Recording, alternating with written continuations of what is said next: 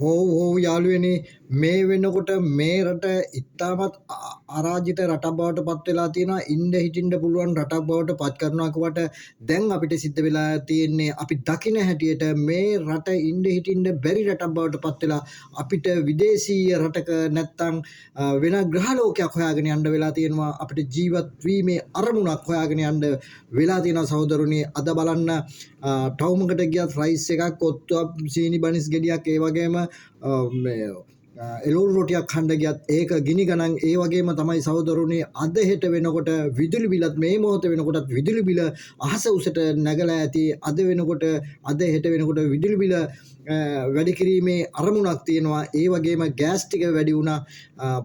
මේ වෙනකොට සීනි ඇටේ ඉඳන් හාල් ඇටේ දක්වා වැඩි වෙලා මිනිස්සුන්ට කන්න බොන්න විදියක් නැහැ. බැංකුවට 7-5ක්වත් දාන්න විදියක් නැහැ. බැංකුවට දාපු ගමන් බැංකුවේ පොලිය කැපෙනවා.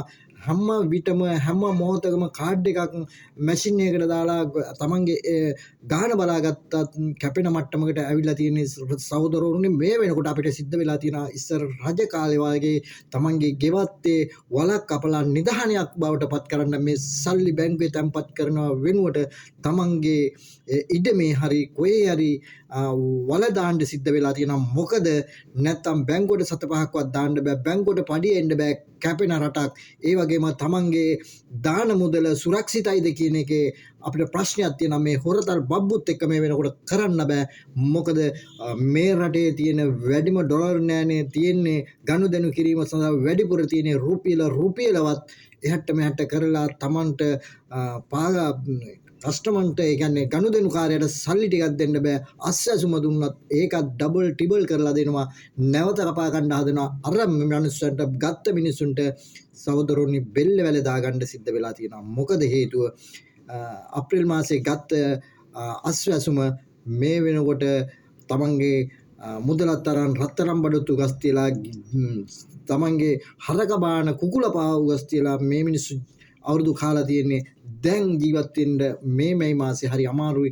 එතකොට අර මුදල කපා ගත්තන් පස්සේ ඒ මිනිහට මැහිතෙල් කුප්පියක් අතට දීලා තමයි සහෝදරුනි කපා ගන්න සිද්ධ වෙන්නේ. මොකද ඒ මිනිහට ඉතුරු වෙලා තියෙන්නේ මැහිතෙල් ටික බොන එක විතරයි මේ රටේ කියන එක අපි ප්‍රසිද්ධි රහසක් නෙවෙයි. අපි ප්‍රසිද්ධිය කියනවා. මේක හංගන්න දෙයක් නෑ.